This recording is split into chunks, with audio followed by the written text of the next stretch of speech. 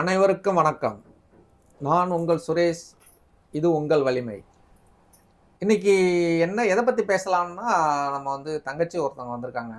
அவங்க சில கேள்விகள் கேட்கணுன்னாங்க. சரிப்பா கேளுன்னு சொல்லியிருக்கேன். அது என்னன்னு நீங்களே சொல்லுங்க தங்கச்சி.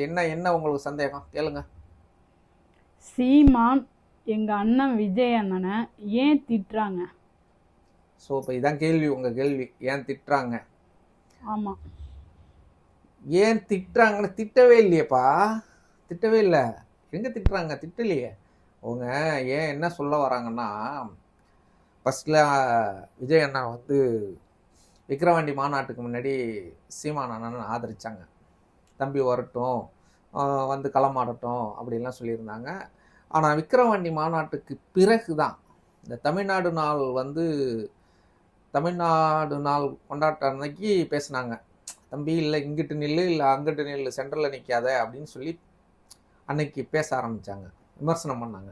எதுக்காக விமர்சனம் பண்ணாங்கன்னா, பெரியாரும் திராவிடம் ஒரு பக்கம் ஒரு கண்ணுங்கிற, தமிழ் தேசியம் ஒரு கண்ணுங்கிறாரு. அது எப்படி சாத்தியமாகும் அப்படிங்கிறதுனால அந்த கொள்கை ரீதியாக தான் விமர்சனம் பண்ணுறாரு. திட்டெல்லாம் இல்லை. சீமானன் சில கொள்கைகளை சொல்லுங்கன்னு சொல்லி விமர்சிக்கிறாங்க. அதை விமர்சனத்தை வச்சு நீங்கள் அதுலேருந்து திருந்திக்கலாம்ப்பா. அவங்க திட்டெல்லாம் இல்லை, நீங்கள் தப்பாக புரிஞ்சுக்கிட்டு. முன்னாடி சீமான் விஜயை ஆதரிச்சாங்க, இப்ப ஏன் எதிர்க்கிறாங்க?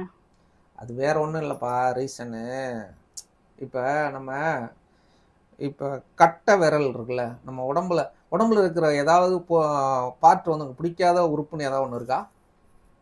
ஏதாவது இருக்கா பிடிக்காத பார்ட்டுன்னு? இல்லையே. இல்லை. ஸோ அப்போ எல்லா உறுப்புகளும் உங்களுக்கு பிடிச்ச உறுப்புகள் தான். இப்போ திடீர்னு கட்டை விரலில் ஒரு கட்டி வந்துருச்சு. மருத்துவரை போய் பார்க்குறோம். மருத்துவர் என்ன சொல்கிறாருன்னா, இது கேன்சர் கட்டி அப்படின்னு சொல்லி டெஸ்ட் பண்ணி சொல்லிட்டார். இப்போ அந்த கட்டை விரலை அகற்றணுமா இல்லை காலையே அகற்றினா உங்களுக்கு பிடிக்குமா?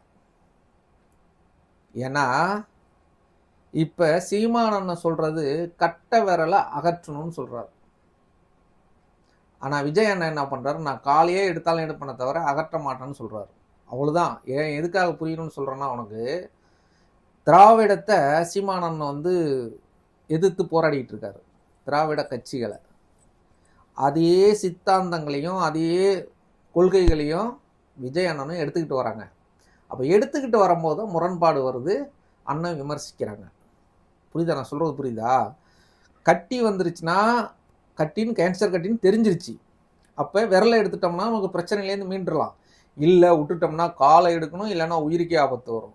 ஸோ அப்போ அதனால தான் என்ன சொல்கிறாங்கன்னா, இந்த சித்தாந்தம் தத்துவங்கள் சரியில்லை, அதை இப்பயே கிள்ளி எறியணும்னு சொல்கிறாங்களே தவிர, விமர்சனம் பண்ணுறாங்களே தவிர தனி மனித விமர்சனம் எதுவும் செய்யவில்லை.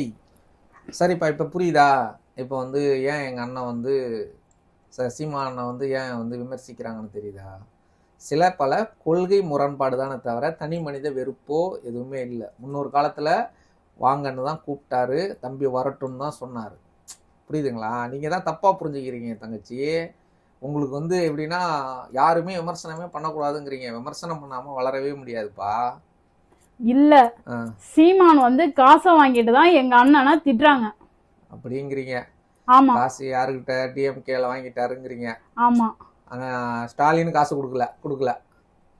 70 வருஷம் பெரிய கட்சி ஸ்டாலின் காசு கொடுத்தாரு அப்படின்னு நீங்கள் பரப்பணும். ஸ்டாலின் காசு கொடுத்து சீமானனை பேச சொல்கிறாருன்னு சொன்னால் அதில் ஒரு லாஜிக் இருக்குது. சீமான் காசு வாங்கிட்டு தான் பேசுகிறாருண்ணா என்ன உருட்டு தம்பிகளா தங்கச்சி சொல்கிறது சரிதான். காசு வாங்கிட்டாருன்ற. ஆமாம். அப்போ தமிழ்நாடு நாள் கொண்டாட்டத்தை அன்னைக்கு, தம்பி இந்த பக்கம் நில்லுங்க, அந்த பக்கம் நில்லுங்க, சென்டரில் நிற்காதீங்க, லாரி வந்தா பணாலு டமால்னு சொன்னார். அதுக்கெல்லாம் அது அப்போ யார் காசு கொடுத்தாங்க? பிஜேபி கொடுத்துச்சு. அப்படி தானே? உருட்டுங்க. எப்படி பிஜேபிகிட்ட காசு வாங்கிட்டாரு, இந்த பக்கம் பார்த்தா டிஎம்கேட்ட காசு வாங்கிட்டாரு. இப்போ என்ன டிஎம்கே ஆரம்பிச்சிட்டாங்க. எப்படி விஜய் அண்ணனை பிஜேபி பிடிஎம்ட்டாங்க. இதுக்கு முன்னாடி ஸ்டாலின் சீமான் அண்ணன் பிடிஎம்மாக இருந்தாங்க. இப்போ அதை விஜய் அண்ணனுக்கிட்ட கொடுத்துட்டாங்க. இப்போ நீங்கள் எல்லாம் சேர்ந்துக்கிட்டு என்ன பண்ணுறீங்க? இங்கே புட்டி வாங்கிட்டாருன்னுங்க. என்ன ஒரு இது ஒரு என்ன புரிதலே இல்லாமல் பேசுகிறீங்களாப்பா. காசு கொடுத்து பேசுகிறாருங்கிறீங்க.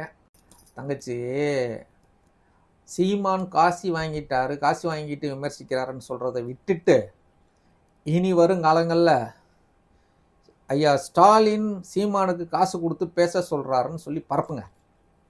அதுதான் நல்ல ஒரு இதாக இருக்கும். சரி, வேற என்ன கேளுங்க. எங்களுக்கு எவ்வளவு கூட்டம் வந்தது பாத்தீங்களே. யாரையும் காசு கொடுத்து நாங்க கூட்டிட்டு வரல, எல்லாம் அன்பால சேர்ந்த கூட்டம். 2026ல நாங்க தான் முதலமைச்சர். சரி, நீங்கள் முதலமைச்சர் ஆகிடலாம், ஒன்றும் பிரச்சனை இல்லை. வாழ்த்துக்கள் நீங்கள் முதலமைச்சர் ஆகிறதுக்கு.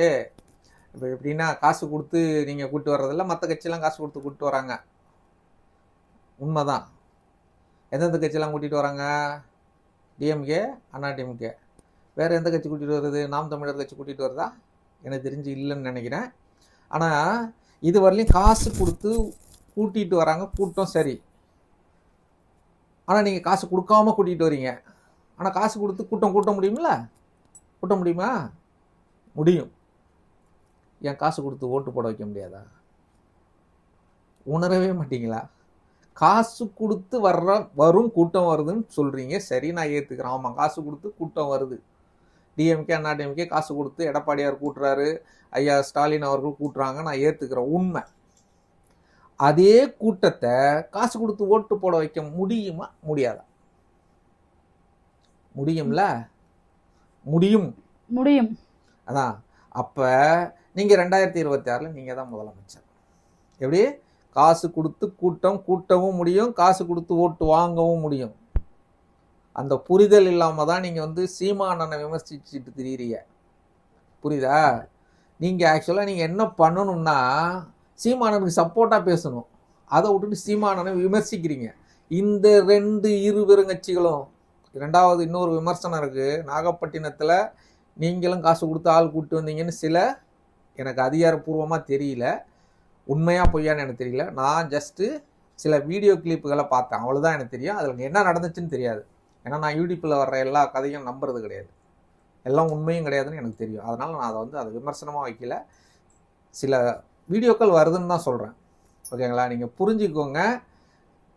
இங்கே நாம் தமிழர் கட்சி நீங்கள் எதிரியாக நினைக்கிறதுனால இழப்பு உங்களுக்கு தானே தவிர நாம் தமிழருக்கு இல்லை.